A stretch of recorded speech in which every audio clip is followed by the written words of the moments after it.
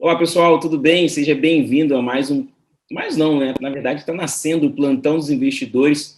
Trouxe aqui 4 grandes especialistas para conversar sobre o que foi destaque no mês de agosto. Trouxe aqui o Gabriel Barros, da RPS, olhando um pouquinho ali o mercado macro. Gabriel, seja muito bem-vindo. Obrigado pela participação, viu? Eu que agradeço pelo convite, João. Prazer. Imagina, o prazer é meu. Também trouxe aqui da OGR, Gestão de Recursos, né? A Mariana, que tem um trabalho espetacular, escreveu uma carta sobre o setor frigorífico e os balanços foram super positivos. Logo em seguida, a JBS apresentou os balanços, vai falar também um pouquinho de renda variável, como é que a sua asset está olhando. Obrigado por estar participando, Mariana, seja bem-vinda. Obrigada pelo convite, Gilvan. Boa noite.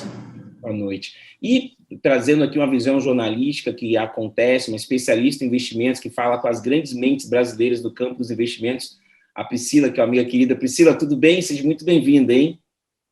Obrigada, Gilvan. Prazer estar aqui com vocês. Obrigada pelo convite. Vista linda, lembrando que ela está de São Paulo, né? Acabou de entregar aqui para a gente, está na cidade da Terra da Garoa. E direto de Minas, lá do Triângulo Mineiro, para falar um pouco dessa área de crédito, cooperativismo, um profissional com mais de 10 anos passando em grandes casas de investimentos, Cleiton Alves. Tudo bem, Cleiton? Como é que está aí em Minas? Tudo jóia, Gilvan. Boa noite a todos aí. Um prazer estar com você, tá tudo bem aqui em Minas. Começou a chover aqui, graças a Deus.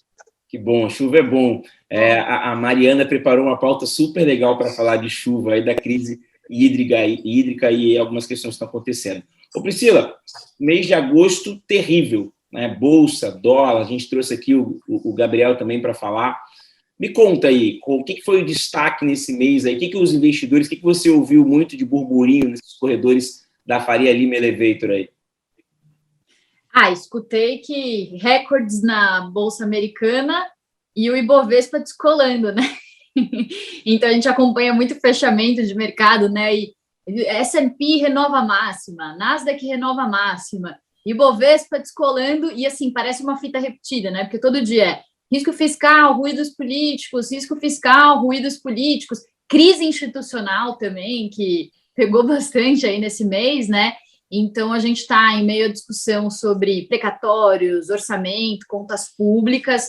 Aí, junto a isso, a gente adiciona todo esse ruído de crise institucional, briga entre poderes, o presidente com uma postura mais beligerante, aquela reunião sendo cancelada entre os poderes, aí os empresários se manifestando. Isso teve bastante coisa. Enfim, o Gabriel vai falar melhor do que eu agora, lembrar os pontos específicos de risco fiscal. E inflação, né, também, acho que foi um outro ponto que pesou bastante aí para os mercados nesse mês e para o nosso Ibovespa não ir tão bem e descolar lá de fora, apesar do boom das commodities. O resto eu deixo aí para vocês, que eu devo ter esquecido de algumas coisas também. Imagina, foi ótimo. Ô, Gabriel, assim, acho que agosto teve uma questão... para quem gosta do perfil conservador e que não entende a volatilidade muito forte que tem no Tesouro Direto, até uma ressalva, todos aqui são grandes profissionais e sabem, né? O Tesouro Direto tem desafios de volatilidade, precificação, de perdas. As taxas do Tesouro Direto chegaram a 10,82. Para quem trabalha em fundo, não olha Tesouro Direto, né? Olha a curva de longo prazo, como eles gostam de falar. Mas, assim, inflação também mostrando ali os 9%, e a Priscila foi muito feliz quando ela falou assim, foi meio repetitivo, todo dia a mesma coisa, né? Isso aqui, risco político e fiscal, mas no campo das taxas de juros, o dólar chegou a bater 5,42. Como é que faz a RPS, o multimercado, pensando e você escrevendo o relatório para a galera aí? Conta para a gente, que a gente aqui está todo mundo esperando para saber.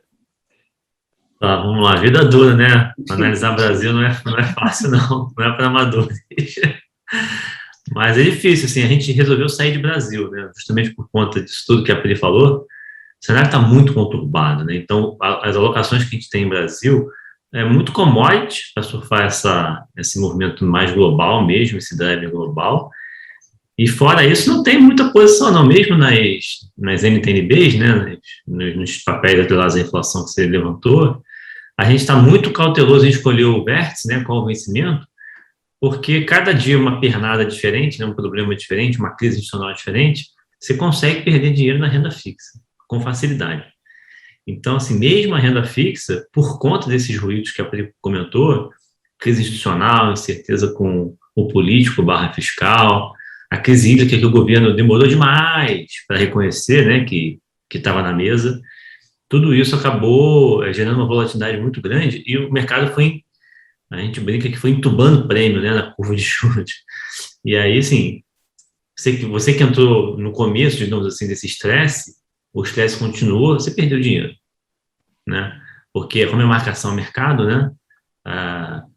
Sim, o juro ficou mais alto, o preço do título caiu, a gente acaba perdendo grana na renda fixa. Então, o que a gente faz na RPS, no fundo, é tentar calibrar um pouco o momento de entrada, né, e de saída, em função desses estresses que a gente tenta antecipar. Então, em Brasil, a gente está muito pouco alocado, a gente realmente preferiu ficar de fora, a gente está mais em commodities e preferimos olhar para fora do Brasil. Então, a gente está, como a Pri falou aí, S&P, Nasdaq, a gente está na Bolsa Americana, tem cavalos muito melhores lá, e reabertura, né, da economia global por conta da vacinação, tem vários países interessantes para a gente estar exposto. Então, a gente prefere US, prefere exposição a países que estão com a vacinação bacana, né, que vão reabrir, e tecnologia. E aí tecnologia também na China. Muito bacana.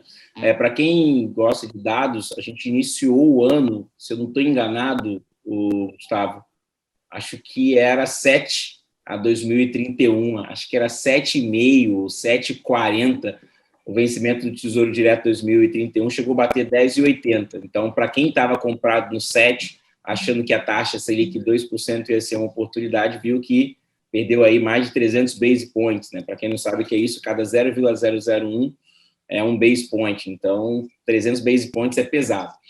Ô Mari, cara, falamos aí de commodities, até é legal você explicar para o público. Gente, uma honra incrível, né? Uma mulher gestora, eu gosto muito dessa diversidade aqui, uma mulher gestora com um caminhão de dinheiro para tomar conta todo dia, com um trabalho incrível. Primeiro, te parabenizar, é uma alegria ter você aqui na gestão mesmo, tomando decisão. Recomendo a todos para ler o relatório da Mari, foi um relatório muito rico, que ela falou ali de proteína. Cara, eu fiquei lendo e foi engraçado que saiu um pouco antes do balanço de JBS e foi muito assertivo, né, Mari? Como é que, cara, commodities, por exemplo, o Gustavo falou ali de commodities subindo, mas, cara, commodities esse mês, né, Pri? Tombou. Como é que faz, Mari? Tem um fundo de ações, commodities tomba, como é que faz aí? Conta pra gente. A gente aqui tem um viés bastante, acho que um pouco nossa herança aqui do DNA visionário, a gente tem um viés bastante tecnológico, então a gente gosta muito de acompanhar dados, assim, então a gente faz a parte de análise fundamentalista, então vai para o comitê, leva todo o case, então faz valuation, mas assim, por mais que você consiga incorporar muita coisa no valuation, né, porque você traduz ali risco, em taxa de desconto diferente, você inclui vários cenários, atribui probabilidade, assim, valuation é muito futuro, né, tudo para frente, e você não tem como acertar, ninguém tem bola de cristal, então assim, a gente acompanha muito o que está acontecendo, para procurar pontos de inflexão, assim, né? A gente procura ali as premissas sensíveis de cada tese e gosta de acompanhar um pouco mais o cenário. E, além disso, a gente tem também algumas planilhas aqui, alguns sistemas quantitativos, né? E para o caso do Tático, né, que é o nosso fundo de renda variável, a gente tem um sistema de análise de tendência para os papéis, né, que sinaliza algumas coisas, então, às vezes, a gente ainda não estava olhando para alguma tese, a gente vê ali um sinal e passa a olhar mais próximo. E no caso das commodities, assim, a gente teve ali uma sinalização no modelo, a gente já começou a olhar e reduzir exposição, e eu acho que desde o começo do ano, o que aconteceu esse mês, né, que foi bastante China batendo ali em minério de ferro, era algo que a gente já vinha falando, assim, desde o começo do mês, né, mas se você olha para o que está precificado nas ações, a gente não tinha precificado assim, para sempre aquele nível de preço, o que estava precificado, né? A gente estava ali, acho que começou agosto em 200 e pouco, minério de ferro, né? E aí terminou em 150, então foi uma queda muito relevante do minério no mês,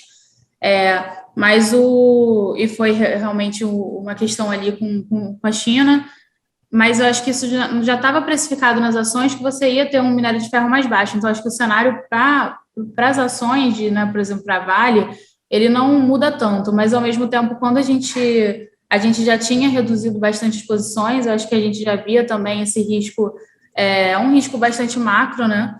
Então, e a gente gosta dessa parte de análise de dados, porque não tem como você, mesmo que você fale, está precificado na ação o preço de minério mais baixo, o minério voltando no nível que voltou, a ação vai cair, então a gente tem esse viés de reduzir risco nesses momentos. Muito legal. Eu vou passar para o Cleiton aqui, porque vai ser tema PIX aqui, o Open Bank, com certeza na segunda rodada, vou chamar a Pri para falar. Cara, Stone hoje deu um balanço até legal depois, Mari, você deve trazer alguma coisa, Pri, também, e Gustavo. Por quê, Gabriel? Corta-se na edição aí, galera. Porque, cara, Stone, balanço horrível, o papel despencou lá fora, e muito porque parece que a Stone teve um problema de tecnológico e prejudicou muito a concessão de crédito. E o Cleiton está na área de negócios da cooperativa de crédito, a gente sabe que é uma área que cresce muito. Roberto Campos Neto olha para essa área com muito carinho. Só para vocês terem ideia, eu estou antecipando 10 anos de mercado aqui, porque poucas pessoas trazem uma cooperativa para falar, porque ela só tem participação de 2% no sistema financeiro nacional em termos de crédito e outras coisas. Mas são elas que salvam os pequenos e microempreendedores que estão começando, até grandes empresas também, até o escoamento de commodities, né? O Cleiton, como é que está o crédito aí nas cooperativas olhando em Minas? É legal que a gente tem 3 estados diferentes aqui, porque a gente fala de visões diferentes, né? Tem a Faria Lima, tem aqui a praia de Copacabana, ali a Enseada de Botafogo, que é mais bonita, onde está a Mari, mas, cara, o Triângulo Mineiro é importante. Me conta aí, cara, como é que está o crédito, como é que vocês estão posicionando? Teve também uma história de geada aí também, né? Como é que foi isso?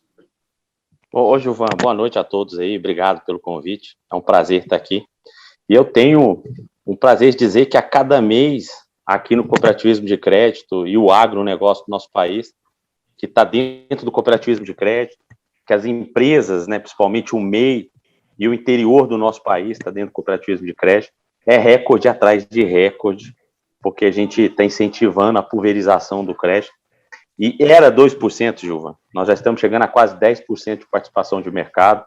O Banco Central incentivando fortemente, né? Já superou os 10%. A gente deve fechar o ano em torno de 13% de participação de mercado no crédito. O Banco Central está incentivando o cooperativismo de crédito, principalmente para tirar a concentração das grandes instituições e deixar algo mais bancarizável, né? Algo mais acessível a todo empresário, produtor rural. E que curioso você está falando, né? Geada realmente no final de julho deu uma pancada em alguns produtores nossos no café, em Minas, né? Algumas regiões, Triângulo Mineiro, sul de Minas, hortaliças, soja, milho, até a banana, né? Foi atingida. Mas a turma está forte. E olha que curioso, né? Fica a dica aqui para todos, entendam o cooperativismo de crédito, entrem no cooperativismo de crédito. A nível mundial é muito forte, e no Brasil está crescendo muito. E não tenho dúvida, a gente dobra de tamanho a cada 3, 4 anos, e a tendência é continuar crescendo. E olha que curioso, né? Cooperativas de crédito está na nossa vida, né? O táxi é cooperativas, né? O leite é cooperativas, o café é cooperativas. O Brasil é o maior produtor de café do mundo, né? Mais de 50% da produção no mundo é do Brasil. Minas Gerais tem mais de 50% dessa produção do Brasil. E o café, 2 anos atrás, 3 anos, o melhor café, o Arábica, que a gente exporta, estava R$ 350 a saca de café, está batendo R$ 1.200 agora. Claro que o insumo subiu, mas veja a oportunidade de investimento, né? Veja oportunidades aí para nossas casas de investimento, como a gente tem impulsionado e circulado o dinheiro aí nas economias nas cidades. O leite, que há 2, 3 anos o produtor sofria muito, a R$1 o litro, hoje está R$ 2,40 em média. Isso a soja, o milho, né? Batendo recordes atrás de recordes. E aí dá para a gente entender um pouquinho, né? Porque que a inflação também está sufocando aí o nosso país, mas também tem um alto consumo, alta necessidade, uma exportação muito forte, e o agro batendo um recorde atrás do outro. E o cooperativismo de crédito, né? Não só para o produtor rural, mas entrou forte nas linhas com garantia, né? O Pronamp, que é do FGO, o cooperativismo de crédito foi um exemplo também junto com as outras instituições em liberações de recursos para o empresário. O FAMP, que é a garantia junto com o SEBRAE, em Minas Gerais, em alguns estados aí o SEBRAE tem uma parceria muito grande. Então, além de ajudar o produtor rural, tem ajudado as empresas, né, a circular essa economia.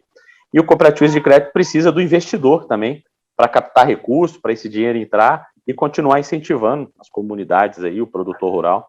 Então, o cooperativismo de crédito está vindo sempre muito forte e com a veia do cooperativismo, que é o que o nosso país precisa agora, né?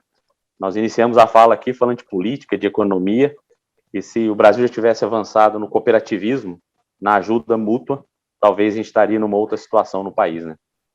Muito legal. Para você que está ouvindo a gente aí, normalmente os grandes programas eles se concentram muito no macro, né? Assim, por exemplo, traz os fundos, traz o não sei quem. É legal a gente conseguir trazer 3 mentes diferentes e setores diferentes, porque às vezes o Gabriel está com uma tese lá e ele escuta isso, a Mariana está olhando, por exemplo, o setor de commodities, e a Priscila está ali na Faria Lima, ali conversando com essas pessoas. Cara, você consegue ter uma concepção legal, e eu sempre falo que é o macro e o micro, né? Não dá para ser só uma área, né, Priscila? Priscila, cara, a Mariana trouxe um tema muito legal, que foi essa questão de China, né? E, por exemplo, né, quando você escuta o cooperativismo, parece uma cooperação, né? Todo mundo ali unido em prol de um negócio. Cara, mas China, cara, fez os movimentos, e aí tem um fundo que é um ETF, que foi muito comentado. Abraço ao Thiago Salomão aí, do Stock Pickers aí, que a gente está chegando para competir com você, hein, Salomão? Se prepara. Mas ele falou sempre de China 11, né? Cara, esse mês na China, eu vou contar, tá? Não pode jogar videogame, as empresas de tecnologia não têm IPO. Pô, vão me ajudando aí, galera. Mas foi uma enxurrada de situação. O China 11 despencou, preço das commodities, exportação. Cara, acho que foi uma série de medidas com muito respeito à embaixada chinesa. Mas como é que você fala com as pessoas mais brilhantes do Brasil em termos de investimentos, né? O pessoal está falando disso, como é que é a percepção, Priscila? Assim, o pessoal está comentando ou estamos fazendo vista grossa para isso? Como é que está a resposta? Pois acho que tem alguns fatores aí ligados à China, Estados Unidos. Acho que do ponto de vista econômico, até depois o Gabriel, como ele é do lado macro, ele pode me ajudar, mas a China é o nosso principal parceiro comercial, né? Se não me engano, se não me falha a memória, a gente, em 2020, 10% do que a gente exportou foi para os Estados Unidos e 30% para a China. Então, a China foi o nosso principal parceiro comercial. Então, uma desaceleração da China prejudica a economia brasileira, né? E aí, olhando do ponto de vista de mercado, o que a gente vê é uma contaminação ali mais de big techs, né? Então, a gente viu em alguns dias ali de fechamento de mercado essas pressões regulatórias do governo chinês afetando as big techs, inclusive big techs listadas na Bolsa Americana, que também acabaram prejudicadas. E a gente vê também uma conversa assim, que pode parecer um pouco uma teoria conspiratória, mas que eu ouvi de diferentes gestores, diferentes analistas, falando sobre qual que é a intenção da China por trás dessas regulações. Então, tem uma parte disso que seria, de fato, para a China regular o mercado, porque é um partido comunista, né? Tem toda essa intenção ali de estar por dentro dos negócios e tudo, né? Do governo comunista mesmo, mas tem também uma dúvida assim, sobre quais as intenções por trás disso, né? Se o governo chinês está fazendo algum tipo de controle de preço e tudo no mercado, até por uma questão geopolítica e por uma questão de disputa com os Estados Unidos. E aí a gente tem também a crise do Afeganistão no meio da história, que também teve bastante especialista falando se a China não estaria por trás um pouco dessa história ali, e como que o Biden sai enfraquecido, o presidente americano, e a China também ganha uma importância como uma superpotência global. Então, uma coisa que eu gosto muito de observar sobre China, e que quando os analistas falam e tudo, é que a China, o grande objetivo hoje da China é ser a grande superpotência global à frente dos Estados Unidos, né? Então, não fica muito claro quais são as intenções da China ali de fazer essas pressões, de regular o mercado, se não é dar uma baixada ali na bola do mercado, nas empresas e tal, para afetar também outros mercados. Mas eu gosto de pensar assim, a análise que para mim faz mais sentido é que a China, ela não dá ponto sem nó, né? Então, tudo que ela faz meio que pensando como que ela consegue ali brigar mais com os Estados Unidos e se fixar como essa nova superpotência. Acho que, assim, também durante a pandemia a gente teve muito essa discussão forte, né? Ali com o Trump, quando o Trump estava coordenando a situação lá nos Estados Unidos, o quanto que ele estava liderando ou perdendo um pouco aquela posição dos Estados Unidos como grande líder global, que ia salvar o mundo da pandemia, e o como que a China também, de certa forma, começou esse papo muito forte no mercado da China se sobrepondo. Então, parece que eu fugi muito do assunto, mas todo dia que eu vejo análise sobre o mercado e essas pressões regulatórias e tudo, sempre tem alguma pontinha de análise assim, isso enfraquece os Estados Unidos ou fortalece os Estados Unidos frente à China nessa briga de poderes, né? Muito boa análise aqui, o Gabriel. A gente sabe, e a Priscila começou falando de maneira muito brilhante ali, que a China é um grande consumidor, um consumidor voraz de matéria-prima. Em alguns segmentos ela consome 50% de uma produção. A gente percebeu que quando a China estava aquecida, a Vale chegou a R$200, agora está 97. Hoje o setor no mês de agosto, a gente sabe que agosto, setembro e outubro são os meses de maiores volatilidade. Agosto, setembro e outubro são os meses de maiores volatilidade do mercado. É absurdo, assim, parece que o pessoal volta das férias no hemisfério norte com muito mau humor ou pessimismo, não sei, mas é pesado. Commodities apanhou muito, assim. Você acha que a sua experiência, né, para quem não sabe, o Gabriel tem uma cadeira em macro, escrevendo relatório, sendo premiado diversas vezes. Como é que você acha que isso chega por exemplo, eu vou te falar uma coisa muito pessoal, não queria falar, mas vou ter que falar. Cara, eu não consigo ver, e me perdoe a ignorância, Afeganistão prejudicando o preço dos ativos, no final das contas. Assim, eu não vejo mudança de valuation, Mari está aí para me dar uma aula, mas eu vou ser bem sincero aqui, cara, eu acho que é mais uma volatilidade no título de curto prazo do que pressionar valuation. Mas China pressiona muitos valuations, né? E até isso também a gente deixou de falar, pessoal. Agosto também teve Afeganistão, né? Foi assim, loucura, a gente não botou na conta. Cara, tem uma pressão nisso, cara, ou não? Assim, você acha que faz sentido? Então, de Afeganistão, especificamente, acho que realmente não. Sim. Poxa, obrigado. O receio é mais geopolítico mesmo, né? De como é que vai ser resolvido esse imbróglio ali. A China foi a primeira, né, pegando o gancho até do que a Pri falou, a China foi um dos primeiros países a reconhecerem, né, o governo, o novo governo do Afeganistão. Posso pegar carona rapidinho? Ali numa revista, acho que Mari depois me corrige, tem ali, o Afeganistão produz uma matéria-prima imprescindível para os carros elétricos. Eu esqueci o nome aqui, depois vocês pesquisem aí, que é incrível, pouca gente sabe disso. Ela tem os maiores posições ali de uma composição para bateria de carros elétricos. Eu esqueci o nome. Talvez seja o lítio, né? Isso aí. Ela tem um estoque absurdo. Não sei se é isso também que a China começou a olhar, Pri. Tem um solo riquíssimo, né? Mas eu tô com o Gabriel. As análises que eu escutei é que as empresas não têm uma relevância global, mas o mercado fica de olho nessa briga geopolítica. Mas vou deixar para o Gabriel aí falar. Então, acho que a preocupação realmente que pesa no final do dia é essa preocupação geopolítica, porque como a China parece estar muito presente nessa mudança de poder, né, vamos colocar assim, no Afeganistão, isso mexe muito com o jogo geopolítico. E os Estados Unidos, conforme a Pri já colocou muito bem, né, assim, os Estados Unidos têm perdido ao longo das últimas décadas um pouco da hegemonia, né? A gente vê isso tanto do ponto de vista tecnológico, com a Huawei no 5G, por exemplo, né? Foi a empresa que despontou na frente na tecnologia 5G, e mesmo na parte de soft power, né, que o pessoal gosta muito de mencionar, o pessoal analisa muito o setor relações internacionais, né, diplomacia, gosta muito de usar essa expressão de soft power. E a China, via vacina, via dois projetos, acho que vacina e aquele, acho que me fugiu o nome agora, Road and Belt Initiative, se não me engano, que é um plano de infraestrutura que eles têm para ligar vários países através de investimentos em rodovia, ferrovia, então, investimentos de infraestrutura muito pesados, a maior parte na Ásia, ali naquela franja da Ásia.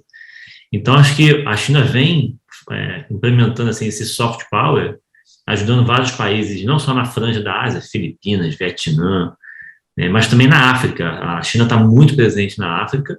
Enquanto o mundo inteiro esqueceu da África, a China está lá na África praticando um baita investimento nesses países. Então, botando isso tudo no tabuleiro, os Estados Unidos está ficando um pouco para trás, está perdendo um pouco essa condição de não só estar na frente, do ponto de vista tecnológico, mas também de geopolítico, de conseguir, digamos assim, aglutinar força entre os seus parceiros comerciais. A gente não vê muito os Estados Unidos como aquela grande referência. A China está realmente... mudou aí o balanço de forças, né, entre os Estados Unidos e China. Então, acho que a preocupação, no caso do Afeganistão, é mais nesse sentido. Como que os Estados Unidos vai reagir, né, a essa mudança geopolítica, e a China está aproveitando a oportunidade para aumentar a influência nos parceiros comerciais asiáticos, né.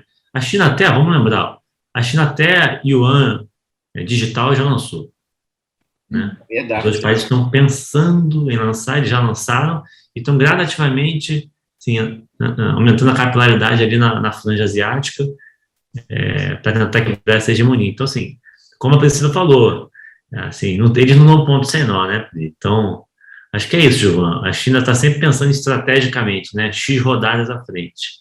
E os Estados Unidos estão um pouco atrás. Muito bom. Você deve estar se perguntando aí, ouvindo a gente aqui, por que a gente levantou essa bola de China? Porque eu sempre gosto de lembrar do Cisne Negro, do Taleb. Eu adoro esse cara, é difícil ler os livros desse cara. Poxa vida, que chato ler, não é uma leitura boa, assim, não é agradável de ler Taleb, gente, desculpa, eu falei. Para quem não tinha coragem, eu tive. Cara, e ele sempre fala desses movimentos que acontecem lá no raio que o parta, que tem um impacto aqui, né? O Mari, China, cara, consome soja, consome commodities, interfere no preço do minério, muda a precificação na sua matriz. Cara, conta pra gente aqui, né? Faz sentido terminar agosto e olhar para a China ou a gente está perdendo tempo aqui? Tem relação, até na hora que você monta, por exemplo, a gente sabe, né? O pessoal fala, e eu acho que a gente tem pessoas incríveis aqui, da velha bolsa, né? Que eram as empresas clássicas de commodities, depois você passou para banco. Né? Teve uma época, para quem está aqui, que o Ibovespa era 30%, 15 Vale, 15 Petro, né? Aí depois o pessoal balanceou, botou banco, né? Aí, mas mesmo assim, commodities ainda tem peso. Então, agora mudou, commodities apanhou esse mês. Cara, faz sentido olhar para a China, ela muda o seu valuation e na hora que você pensa, por exemplo, eu tenho aqui um caminhão de dinheiro, deixa eu olhar a China, ou a gente não precisa terminar agosto sem olhar para a China, fecha os olhos, aperta o play e põe em piloto automático. É um país que a gente tem que acompanhar bastante, né? Como a Priscila falou, é um parceiro comercial muito importante, então, para várias empresas até que a gente acompanha, é muito relevante, né? Até para a tese de minério é muito relevante, para a tese de proteína, que a gente falou na carta, é muito relevante, né? A gente teve a questão a China estava afetando todo o preço global de proteína, né? Porque teve a questão da gripe suína africana, que impactou ali o rebanho chinês, e aí você teve um impacto ali, uma subida de preço nas proteínas, e hoje a gente vê, assim, até vendo alguns dados, você não consegue ver necessariamente o rebanho totalmente retomando. O que a gente costuma acompanhar aqui é o estoque de soja e a soja sendo importada, né? Porque aí você consegue ver que eles estão importando soja e estão consumindo, porque o estoque ele continua flat, enquanto você está importando muita soja, o que significa que eles estão refazendo esse rebanho, e aí você já tem um preço global de proteína voltando, né? Então, assim, uma tese de proteína ali que para alguns foi muito, muito pautada nessa exportação para a China, hoje já está, a gente já está vendo a China refazendo esse rebanho de porcos, e você também já tem um preço global um pouco... com uma expectativa aí de, pelo menos do lado da demanda, um pouco voltando, né? Então, a gente acompanha a China aqui para várias teses, né? Um parceiro comercial bem importante. Deixa eu te botar no corner aqui agora, não me chame de Mohamed Ali, tá? Mas deixa eu te botar no corner aqui, para o investidor iniciante que está olhando aqui e fala assim, nossa, não tinha pensado nisso. 2 coisas para ficar próximo da China e 2 coisas que eu não tenho que ficar distante em termos de ações, assim, que você fala assim, já dei uma, não vou te ajudar, tá? Já tirei Vale, que Vale e China tem relação direta, né? os caras andam juntos. Se China sobe, Vale sobe. Se China está bem, Vale também está bem. Mas você tem, assim, dois cases que tem que ter, se você quer ficar aderente, tirando o Vale de China, e dois cases que você tem que ficar longe por causa de China. Tem alguma ideia, assim? Você já pensou nisso no seu portfólio?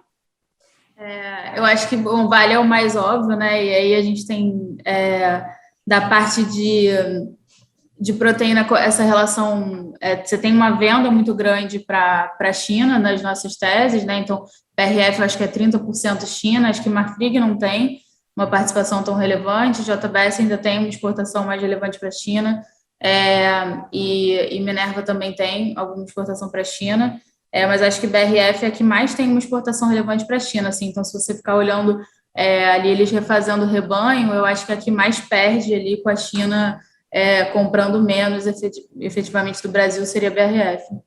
Muito legal, né? O programa ao vivo é assim, tá, viu, gente? Levanta a bola e vai. Ela já pegou e mandou. Muito bom. Ô, Pri, já falei os bastidores para você, né? Mas vamos em frente. Olha só. Não, eu tô só aqui, Gilva, olhando os dados, né? Ó, então, eu já chequei aqui que é Belt and Road Initiative, que o Gabriel falou mesmo. Iniciativa do Cinturão em Rota, também conhecida como Um Cinturão, Uma Rota, que é a nova Rota da Seda. Então, o jornalista, a gente gosta de daí checar as coisas, né? Porque ele não lembra exatamente o nome, então estava certo. E estou tentando ir atrás aqui dos dados de comércio exterior. Se eu achar a tempo, passo aqui. Segue aí, desculpa interromper. Imagina, tá ótimo aqui o programa. Tá achando que foi programa ao vivo. É isso aí. Cleiton, cara, China, a gente sabe que Minas, um abraço para a região de Guaxupé, não fique com ciúme, o pessoal de Guaxupé mandou um café maravilhoso para mim. Brigadaço. Eu adoro café. Cara, explicando aqui para quem está de fora, uma coisa importante que é o lastro, né? Então, você tem muito exportador, essa pessoa exporta a sua produção, procura uma cooperativa de crédito, dá essa exportação como garantia, a cooperativa passa o dinheiro e fica com esse título e cria um produto muito conhecido, entre outros, como letra de crédito e do agronegócio, que é a LCA. E para quando a gente fala de imóveis, né, as taxas de juros, a gente vai passar agora no último bloco para as taxas de juros, dispararam o crédito imobiliário. Se você tinha um sonho da casa própria, eu acho que você perdeu o time. Mas depois a gente fala sobre isso. Mas, cara, como é que fica essa questão de exportação China? Aí, por exemplo, aí em Minas tem um impacto nessa estruturação para você até vender a LCA. E, cara, vou até te provocar ainda mais. A gente tem uma gestora de ações aqui, eu quero ver o circo pegar fogo. Pô, LCA em 2022 vai ser um fundo da Mari, da RPS, ou vai ser uma LCA mineirinha, mais tranquila, sem briga? Como é que vai ser? Te botei no jogo aí, joga aí. Bom, meu amigo, a gente pode dizer que é igual a LCI, né? Falta lastro. Eu acho que ainda as taxas ainda estão atrativas, né? Deve subir mais. Lastro? Deixa eu te jogar na berlina aqui. É porque a gente não consegue gerar tantas operações para gerar o lastro para o investidor aplicar, né? Então, tem lastro, mas para você ter uma ideia, a maioria dos produtores de café, mais de 60%, 70% da sua produção, já está comercializado no mercado futuro, né? Então, quem tem produção hoje no café, quem está livre, está negociando a 1.200, sendo que tem gente que negociou no passado a 600, 700 reais. Então, quem tem produção na mão agora... Traduzir aqui. Então, hoje, agosto de 21, tem um cara vendendo café para agosto de 22.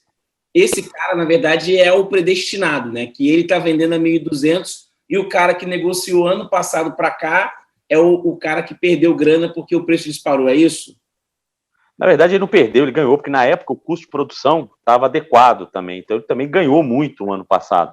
Mas só para você ver como que essa volatilidade, né, o mercado do agro no país, e tem tudo a ver com a China, porque toda vez que a China quer tomar mais café, tomar leite, né, compra nosso frango, né, quando a China vem e começaram a comer feijão, né, gente, então a produção dispara, né, até a cana e o açúcar, que estava com dificuldade aí, está melhorando no preço, está melhorando as suas condições, então tudo isso também é negociado na Bolsa Futura, né, então hoje, tanto a LCA como a LCI, cooperativas de crédito, tem essa opção de investimento também, mas a gente precisa gerar muito laço. Para gerar laço, a gente tem que emprestar muito, né? Tem que acionar muito o produtor rural tem que incentivar o avanço do agro, que está crescendo muito. Acho que é chovendo molhado falar que tanto que o Brasil tem crescido no agro, mas isso é importante para gerar esses lastros, né, do LCA, né, não só LCA, mas o CRA, né, também a gente pode comercializar. Então, acho que tem muita oportunidade dentro de casa, né? Eu estou doido para que vocês começarem a falar do Brasil, eu estou curioso aqui para saber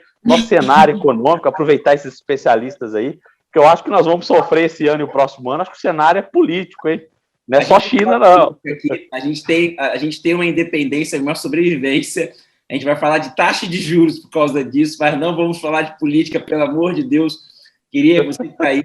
Ano que vem vai ser um dos piores anos para se falar de política. Eu já prometi para minha esposa que eu não vou falar em lugar nenhum, que vai ser difícil. Mas muito legal. Mas manter as amizades. Mas me responde, é LCI ou fundo de ações, cara? Você tá mineiro é demais, né, gente? Fala aí, cara. Eu quero não, para nós. Não, eu sou bem objetivo, né? Tanto a LCI como a LCA, para a gente é muito melhor no momento de turbulência, né? Você tem que ser conservador, você se protege do imposto de renda, tem vários benefícios, né, LCA e LCI, e é lastro para o nosso negócio. Toda vez que a gente consegue captar no LCA e na LCI, a gente está incentivando o nosso produtor e incentivando o dinheiro circular aqui dentro do país, né?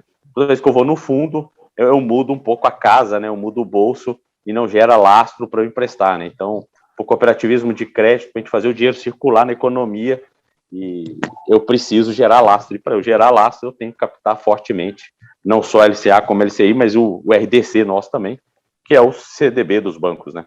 Gente, o maravilhoso para quem está aí ouvindo, está iniciante, é que o mercado financeiro ele tem várias denominações, mas no final, se vocês prestarem atenção, tudo é dívida, né? Eu adoro explicar assim na segunda semana, tudo é dívida, o cara está emprestando dinheiro de qualquer maneira, mas é uma dívida com algumas variações. Gabriel, último bloco para a gente ir para casa. As nossas donas Marias e os nossos senhores José já estão esperando aqui, né? Temos que cuidar aqui. Já estou recebendo aqui as mensagens aqui para ir para a janta já. Né? Programa ao vivo é assim, né? Minha esposa já está falando, tem que ir para jantar. Mas esse é o último bloco, prometo. Cara, passaria a noite aqui com vocês. Gabriel, quando a gente está falando de investimentos, tem 3 grandes variáveis, né? E legal também ouvir a RPS nesse tocante. A gente falou de crédito, a gente falou de China, que acho que foi um assunto importante. Câmbio, juros, inflação. Para quem está aí, a gente tem instrumentos para capturar a oportunidade, né? Esses 3 cenários aqui, varia ali alguma coisa. E aí você tem um gestor que fica, como a Mari explicou de maneira brilhante, né? Criando modelos, tentando achar onde vai ter o case, assim. Como é que é você aí na RPS, quando a gente olha, por exemplo, o agronegócio, como é que você faz dinheiro, cara? Eu, antigamente, até uma semana atrás, eu falava ganhar dinheiro, hoje eu estou copiando os americanos, né? Eu já falei isso mais de uma vez, o americano fala make money, né? A gente no Brasil fala ganhar dinheiro, eu estou mudando, né? Como eu faço dinheiro, né? Gente, não vou plantar árvore, só para deixar claro que eu não podia perder essa piada, mas como é que se faz dinheiro sendo gestor de uma casa que tem fundos de investimentos? Como é que você ganhou? Cara, vou te deixar super no corner aqui, né? No finalzinho a gente vai pressionando um pouquinho. Como é que você ganhou ou perdeu dinheiro esse mês, cara? Conta aí, não tenha vergonha. Foi um mês difícil, de muita volatilidade. Como é que você olha, até o Cleiton falando macro, acho que o macro não tem nada assim, desculpa, eu sou super objetivo também, não tem nada assim, vai ser risco político e volatilidade para a gente tentar se defender, é o que eu penso aqui. Mas como é que você ganha dinheiro aí nesse ambiente, cara? Não queria estar no seu lugar. Então, a vida de gestor não é fácil, né? Muitas vezes você é estopado pelo mercado, né? Você tem uma convicção, mas o mercado te força a estopar. Então, aconteceu um pouco disso com a correção de commodities, né? No curto prazo que a Mariana falou. Sem essa correção que a gente teve, por N razões, uma delas é o que a gente chama de peak growth, né? As economias chegaram ali no pico de crescimento pós-Covid e está todo mundo refazendo conta de valuation, né?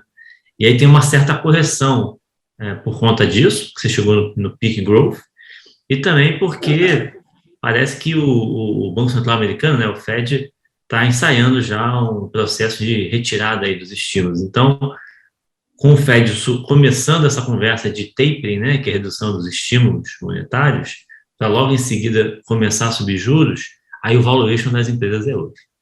Então, está todo mundo tentando refazer o valuation, né, para ver quais cavalos, né, quais ações aí continuam alocados, mas A forma de fazer dinheiro nesse ambiente assim, de muita volatilidade você tem que trabalhar com stop, né, que a gente fala. Então, você tem uma convicção, você tem que ter um limite de perda. E aproveitar os momentos de alta para ir colocando no bolso também, realizando esse ganho, para eventualmente não acontecer o que aconteceu nas últimas semanas aqui, que tem uma correção enorme nas commodities metálicas, principalmente no minério. Então, para evitar isso, tem que ir igual o tio Patinhas, né? Devagarinho, tem que ir aproveitando as oportunidades e realizando mesmo esse ganho. Então, tem muito disso, e mexe muito com o psicológico, né, Giovana? Assim, gestão mexe muito com o psicológico. Quando está acertando, você pode ficar muito autoconfiante e aí acabar ficando cego, né, pelos riscos que você tem da tomada de decisão. E o inverso também é verdade. Quando você está perdendo dinheiro, você pode se achar o cara mais burro do mundo. Pô, não acerto nada, eu sou muito ruim. E, no fundo, assim, ter esse equilíbrio, essa resiliência aí na leitura de mercado é difícil pra caramba, não é fácil não, mas envolve muita coisa, muito trabalho mental mesmo, psicológico, tem que estar com a cabeça no lugar.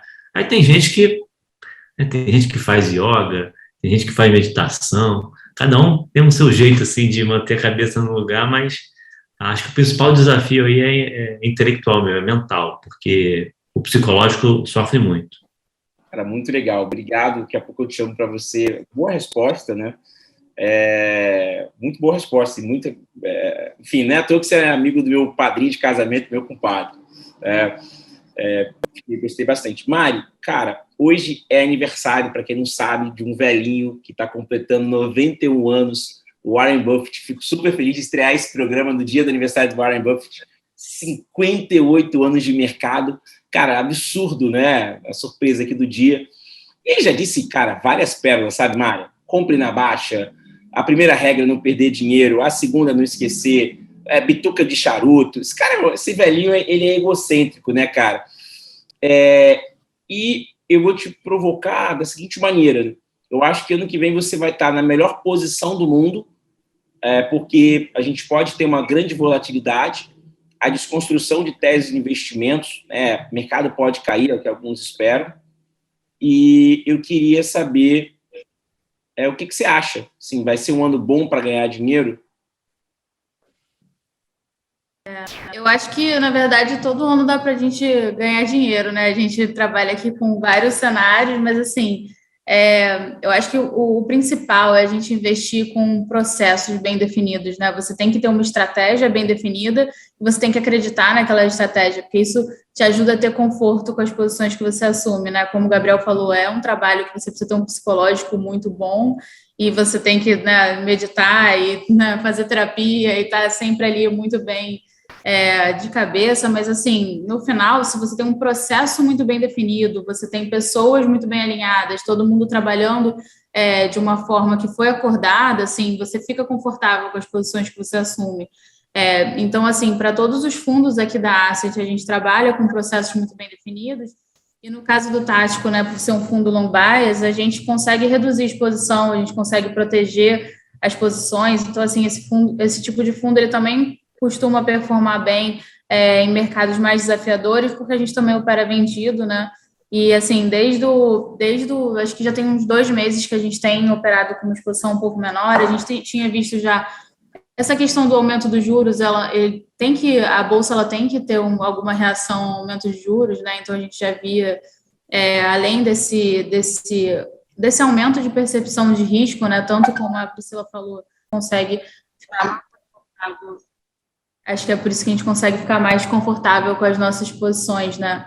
E até um pouco a gente está falando agora, a gente está escrevendo a carta desse mês, né? Vai ser sobre crise hídrica, mas a gente começa falando bastante sobre projeções, né? E uma das frases do Buffett que a gente gosta aqui, que ele fala que a filosofia de investimento dele gira em torno de que profecias elas falam mais sobre as fragilidades do profeta do que sobre o futuro, né? Então, assim, a gente precisa tomar cuidado também com projeção e pensar um pouco nas fragilidades dos nossos modelos mais do que no resultado e só ter aquele resultado e operar aquilo, né?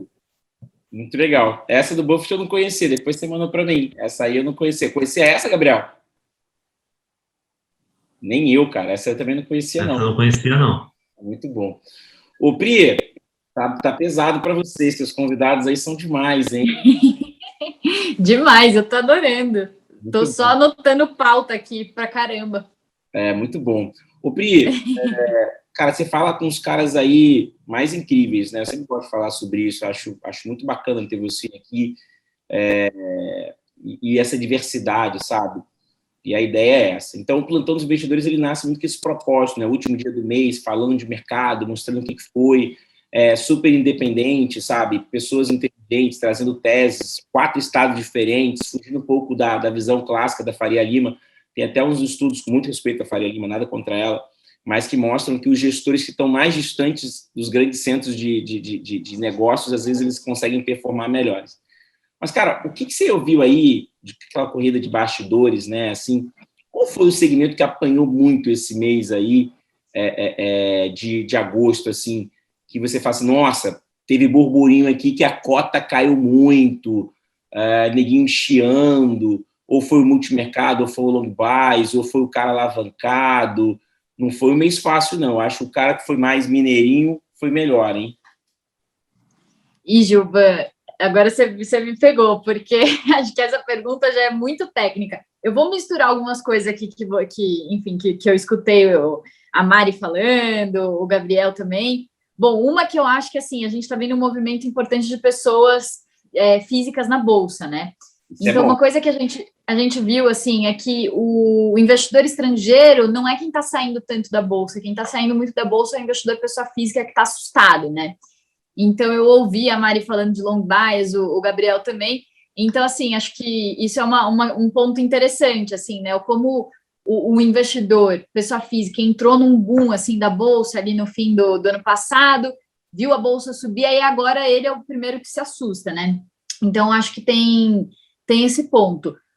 Acho que, eu não sei se foi o Clayton que falou dos títulos de renda fixa, tem isso, né? A gente teve aumento de juros aí o aumento dos juros acaba tendo ali um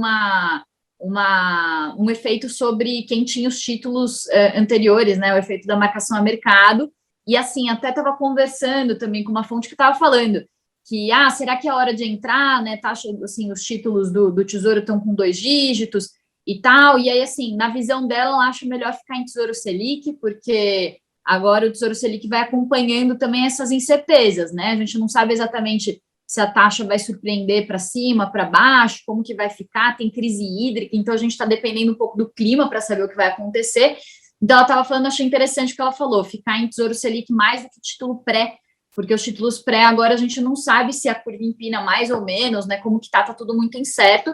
Vem eleições à frente, a questão dos precatórios não está resolvida, o orçamento hoje foi uma peça de ficção, então tem tudo isso, acho, em jogo. E aí também ia falar sobre as empresas techs, né? Eu não sei, vocês me falem assim se eu estou falando uma besteira grande, mas uma coisa que eu ouvi também bastante, você perguntou de segmento que está apanhando e tal. Tem a questão do valuation, né, que a Mari estava falando, então quando o juro sobe, a expectativa de juros sobe, né, isso prejudica muito, então as empresas techs vêm apanhando muito, e aí muitas vezes assim, o investidor pergunta, mas por que a empresa tal caiu, por que a empresa tal... E às vezes não tem a ver com o próprio negócio da empresa, né, tem a ver com a taxa de juros subindo, daí vocês vão me falar aí se eu expliquei direito, mas o que a gente tem é que essas empresas, elas entregam fluxo na perpetuidade, então elas entregam seu fluxo lá na frente. Aí o que acontece? Você olha ali se a taxa, para fazer os cálculos ali de valuation, você olha qual que é a taxa livre de risco hoje. Então, se essa taxa livre de risco ela sobe, você tem um desconto maior no valuation dessa empresa, ela fica menos interessante. Isso bateu muito nessas empresas de tecnologia. Então, eu vou chutar aqui a sua pergunta, eu ia falar que os títulos de renda fixa, talvez quem tinha título de renda fixa talvez apanhou um pouco, empresas techs talvez apanharam um pouco, e aí também teve commodity, né, o minério de ferro, a Mari estava falando, a gente falou muito sobre isso, Vale não parava de subir, o pessoal, Vale vai para 120 com certeza e tal, só que assim, aí tem esse pico das commodities que está afetando também, acho que principalmente as mineradoras, Só que tem uma questão estrutural também, até a BlackRock fez um relatório dizendo que com transição verde, investimento em infraestrutura, talvez o minério se mantenha num patamar alto ainda há algum tempo, apesar de esse pico ter passado. Então, quem entrou no pico entrou no pior momento, né? Mas talvez a gente ainda tenha, assim, commodities ali, minério de ferro, né, aquecido aí para o futuro. Chutei um monte de coisa aí, vocês que são especialistas, eu sou jornalista, vocês me falam aí se eu falei alguma besteira, se manifestem. Eu achei que mandou bem pra caramba. Foi top. Foi top, Gabriel? Né? Top. Você viu que Não, podem corrigir, viu, gente? Não deixa os ouvintes do Gilvan aqui na mão. Fala se eu falei alguma besteira. Imagina, foi ótimo. Mas é isso mesmo. Deixa eu trazer um tema, cara, acho que é um tema bom, que é a crise hídrica, tá? A gente tem visto vários relatórios, por exemplo, quem vai ser afetado ou não. Eu vou só pedir a Mari, porque acho que é legal contextualizar e depois passar para o Cleiton para a gente ir jantar, senão nossas esposas nos matam aqui, e os seus respectivos esposos também. Cara, Mari, crise hídrica. Qual foi aquela MP? O Gabriel estava no governo, tá? Eu acho que é MP 579, se eu estiver errado. MP 579 destruiu o valor de empresas de energia, cara. A gente viu Transmissão Paulista mudando o nome. Cara, foi um negócio muito louco, né? Tudo caiu. Para quem aguentou e comprou na baixa, foi oportunidade, né? Mas, cara, a gente tem empresa de distribuição, transmissão, acho que é legal você explicar sobre isso para quem está aí. Mas crise hídrica, Mari, acho que a Pri pegou uns pontos bem legais, assim, é até bom a gente ouvir. Crise hídrica, cara, o que tem de oportunidade? É risco? Não vai acontecer? E, assim, tem um achismo, mas tem a bolsa, né? As empresas que estão ali dentro. Se Taesa cair 50%, eu compro Taesa. Pronto, falei. Não podia falar, mas eu falei. E aí, Mari, me explica para a gente. Então, né, as empresas de energia, basicamente os 3 grandes divisões, né, são geração, transmissão e distribuição, né? Então, você tem as geradoras, que são as usinas, a transmissão, que é a linha de transmissão, que vai levar a energia até a distribuição, que são as distribuidoras, que são as redes de distribuição que vão levar a energia até a casa das pessoas, né? Então, até ali da subestação da linha de transmissão até a casa das pessoas. Então, a Light aqui no Rio é a distribuidora, né? A Taesa é a transmissão, que eu acho que é a menos afetada hoje pela crise hídrica, né? A MP 579, que você falou, acho que foi a segunda grande crise que a gente teve no setor elétrico, né? Mas o que a gente está muito relembrando hoje ainda é uma assombração da nossa primeira crise, que foi a crise do racionamento de 2001. Porque na verdade, o setor elétrico ele começou a ser desenvolvido ali na década de 90, né, quando você tem as privatizações, você tem o começo de uma regulação, né, da estruturação da regulação, mas naquela época teve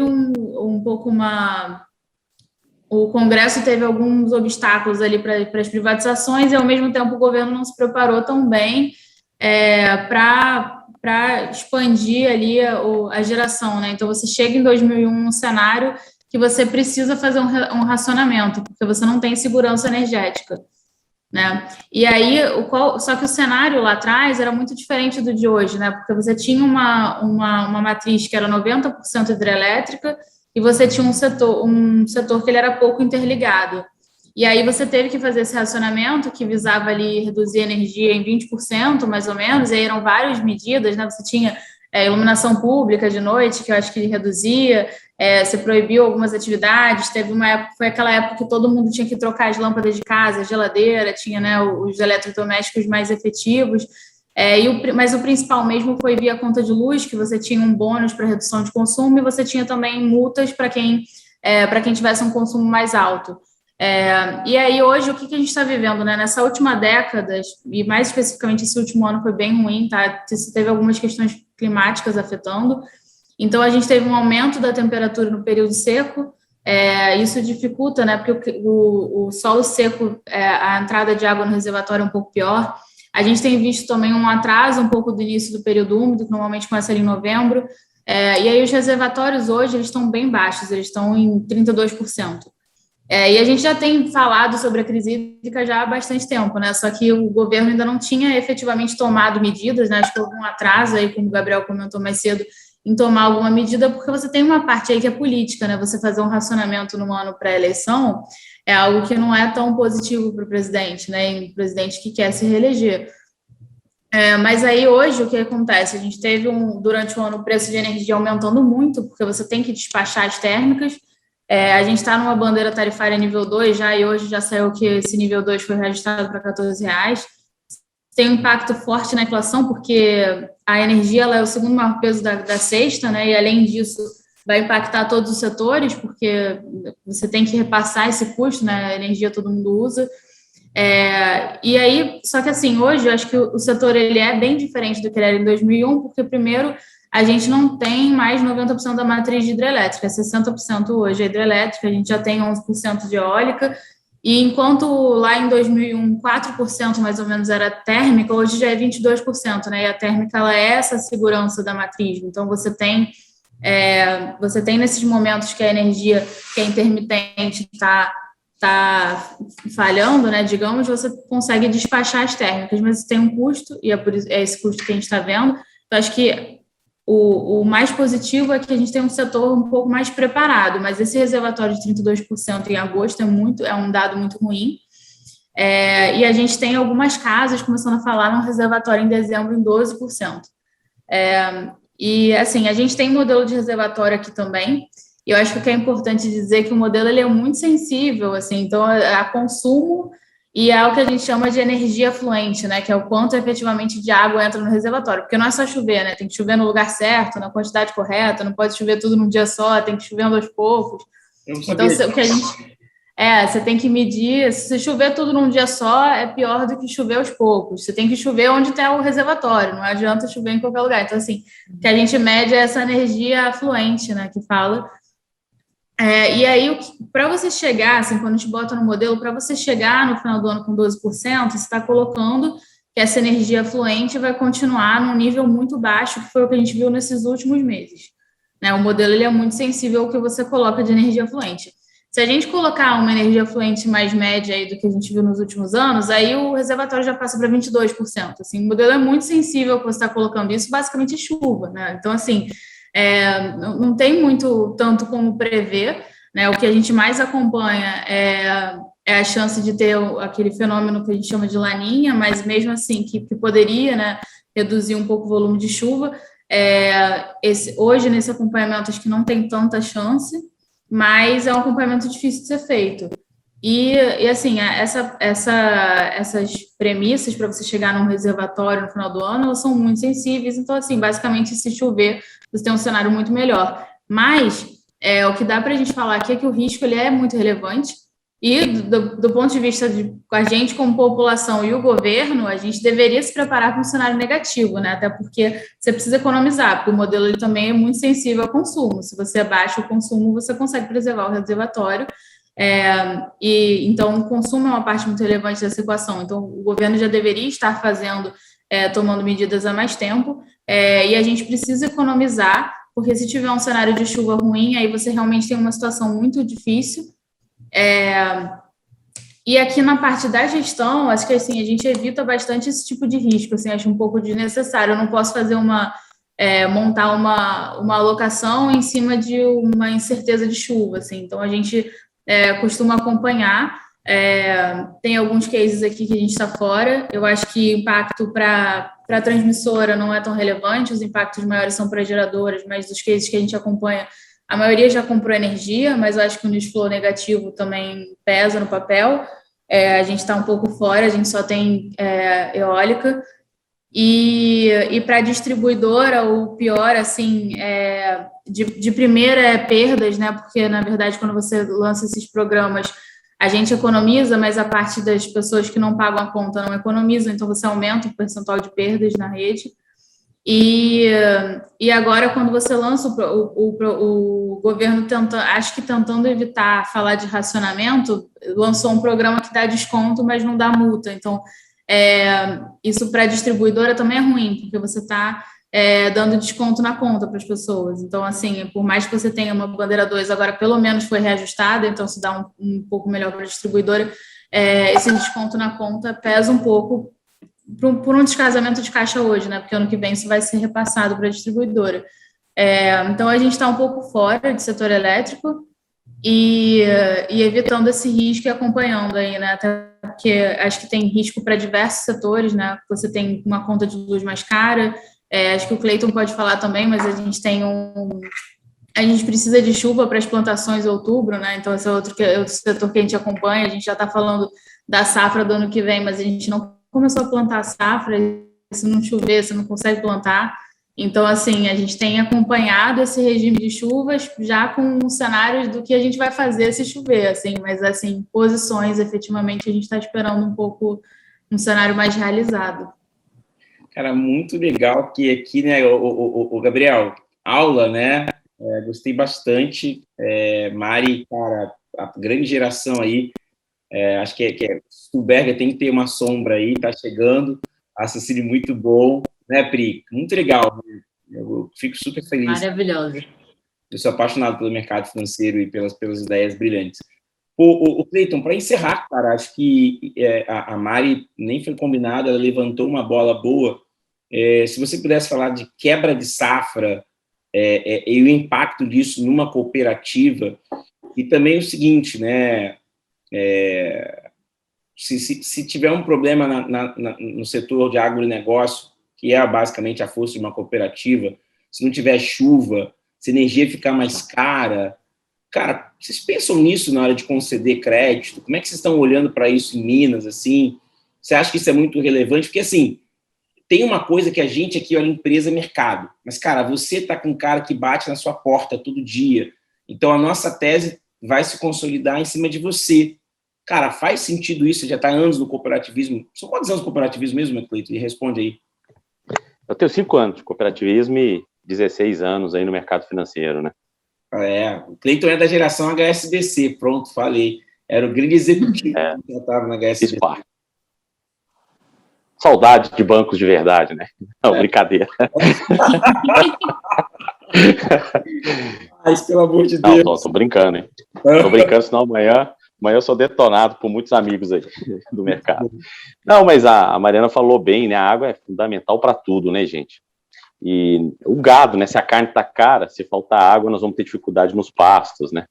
Vai ficar mais caro o insumo, né, da nossa produção, né? Porque frango, porco, gado, depende muito do milho também, então, é o que ela falou, precisa da água. O próprio café, né, a gente já está esperando uma quebra de safra no ano que vem por causa disso. E aqui, Mariana, eu vi hoje, no reservatório de Furnas, né, que é CEMIG, aqui em Minas, ele está com a capacidade de 17%, né, é muito baixo. Por isso que eu comemorei a chegada da chuva, né, essa semana começou a chover aqui no estado, e é isso que a Mariana falou, precisa chover no lugar certo, né, por muito tempo, e constante, né, chuva direto, né. Cara, então a gente torce muito. Eu achava que era só chover, super desconhecimento meu, eu não sabia zero disso.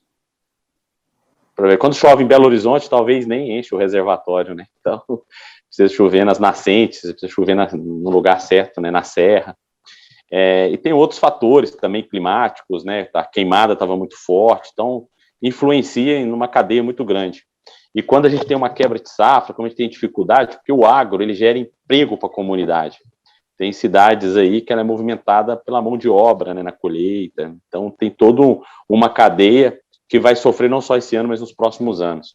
Mas aí, Mariana, assim, em Minas está tendo muitos projetos aqui bacanas de energia solar.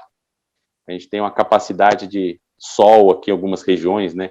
Regiões do Abaeté, Montes Claros ali. Rapidamente, só para provocar. Eternit, Eter 3, pediu recuperação judicial, fez toda uma mudança na sua distribuição, começou a criar telhados envolvendo-os com energia. Cara, disparou a ação, não sei como é que está agora, Ether 3. Não estou recomendando investimento, mas estou falando de uma ação que teve uma forte valorização por causa disso aí. Tá? Não é recomendação de investimentos, mas é uma tese. E VEG também, motores com energia eólica, né? Então, são cases assim que a gente tem que talvez olhar de perto, não sei se você acha. É uma tendência, né?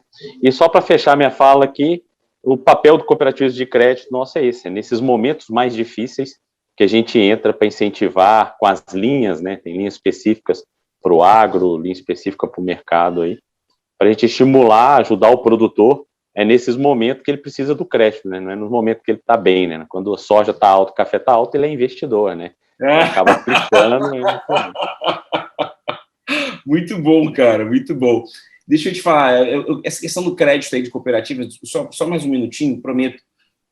Por que nessa crise vocês conseguem assim ajudar muito? Você acha que vai ter muito problema de crédito para uma creva de safra para o ano que vem? Isso é uma pergunta, se é te provocar.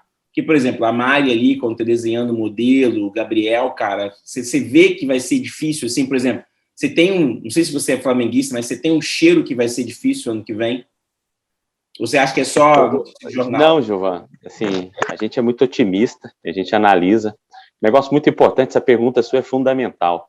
O nosso país é muito conservador, a gente tem muito espaço para crescer no crédito, a gente pode alavancar muito mais, entendeu?